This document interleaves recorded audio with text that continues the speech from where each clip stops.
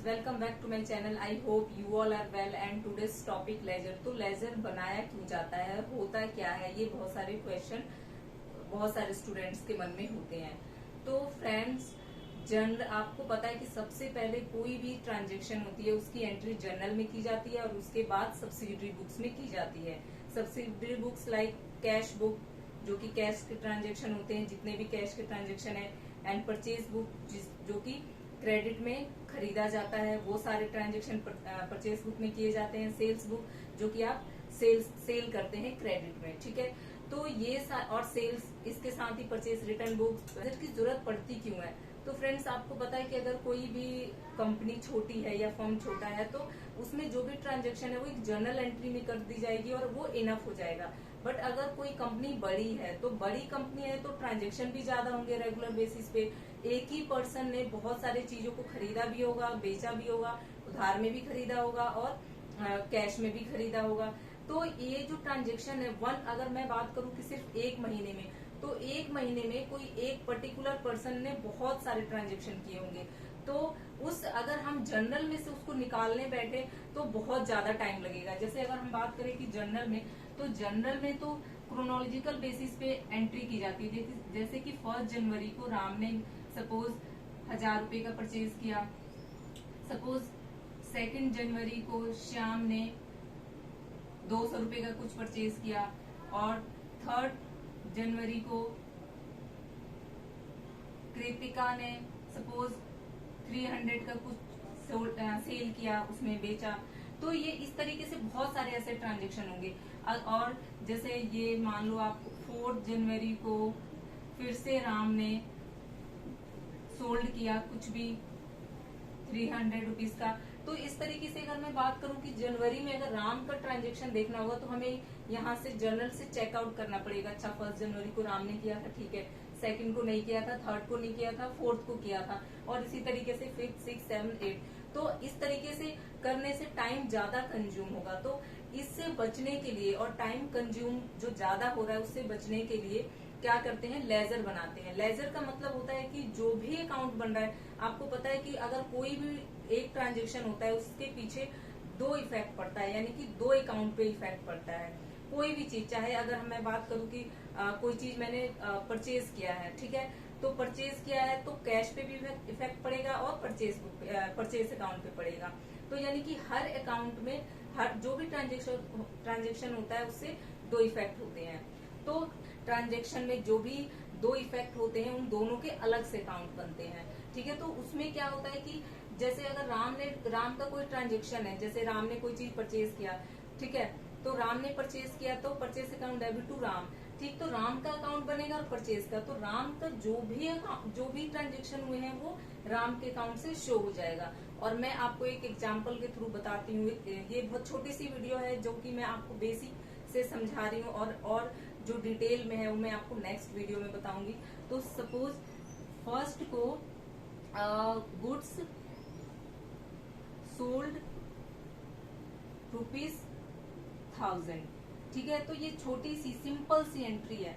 अब इसकी जो एंट्री होगी वो क्या होगी, cash account debit to sale, ठीक है। अब आपको पता है, ये आपको पहले से ही पता है कि जब भी कोई एंट्री होती है उसका 2 इफेक्ट पड़ता है, जो कि यहाँ पे मैंने लिख दिया। अब इसके अगर हम बात करते हैं लेजर की, तो लेजर में दो अकाउंट बनेंगे, जैसे एक तो कैश अकाउंट और दूसरा सेल्स अकाउंट। तो कैश अकाउंट अगर बनेगा, कैश अकाउंट, तो किस तरीके से एंट्री होती है ये भी आपको पता है। जैसे सबसे पहले डेट, फिर पर्टिकुलर, फिर ledger folio and amount. Same इसी तरीके से यहाँ भी date, particular, ledger folio and amount, ठीक है। तो डेट, जैसे कि मान लो ये 1 जनवरी को ये एंट्री हुई है, तो यहाँ पे 1 जनवरी। और एक चीज जो ध्यान में रखना है वो ये है कि कभी भी जैसे कैश अकाउंट बन रहा है, तो कैश अकाउंट में जब भी एंट्री होगी वो कैश के नाम से कभी भी नहीं होता है, क्योंकि कई बार बच्चे कंफ्यूज होते हैं कि भाई ये डेबिट है तो हमने सेल क्यों लिखा। बट भाई अगर मैं अपनी बुक बना रही हूँ, ठीक है, अगर मेरा कोई शॉप है और मैं बुक बना रही हूँ तो उसमें मैं अपना नाम थोड़ा ना लिखूंगी, किसी ने जिसने खरीदा है उसका मैं नाम लिखूंगी कि इसने खरीदा है या जिसको मैंने बेचा है। तो सेम इसी तरीके से है। तो यहाँ पे जो कैश अकाउंट है वो डेबिट हो रहा है किसकी वजह से? सबसे पहले तो ये डेबिट है लेफ्ट साइड, और ये हो गया राइट साइड क्रेडिट। तो कैश अकाउंट है वो डेबिट हो रहा है किसकी वजह से? सेल की वजह से। तो यहाँ पे लिख देंगे टू सेल अकाउंट। कितने से? यहाँ पे लेजर फोलियो का मतलब ये होता है कि हम कहाँ से लेकर आए हैं, तो इसको हम ऐसे ही छोड़ देते हैं और यहाँ पे 1000 रुपीज की एंट्री हम कर देंगे। ठीक है, अब इसको हम यहीं छोड़ देंगे। फिर उसके बाद यहाँ दूसरा जो इफेक्ट पड़ रहा है वो सेल्स पे पड़ रहा है, तो सेल्स अकाउंट भी बनाएंगे। तो सेल्स अकाउंट में सेम इसी तरीके से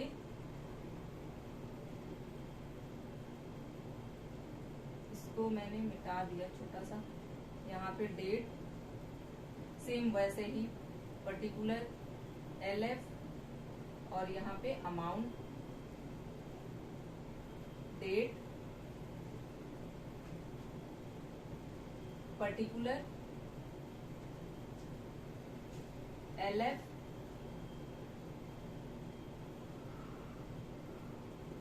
एंड अमाउंट। तो यहाँ फिर से यही left side debit and right side credit. तो जो सेल्स अकाउंट है वो क्रेडिट हो रहा है ना यहाँ पे, cash account debit to sale. तो जो सेल्स अकाउंट है वो क्रेडिट हो रहा है किसकी वजह से? तो ये किसकी वजह से हो रहा है? कैश की वजह से। तो यहाँ पे हम लिखेंगे डेट, जैसे 1 जनवरी है तो 1 जनवरी बाय कैश, अमाउंट कितना है? 1000 रुपीज। तो इसी तरीके से ये जो लेजर है उसमें जैसे कैश से जो भी आगे और भी जो भी ट्रांजेक्शन होंगे, जैसे अगर दूसरा मैं कहूँ कि सेकंड ट्रांजेक्शन ऐसे हो सकता है कि परचेज गुड्स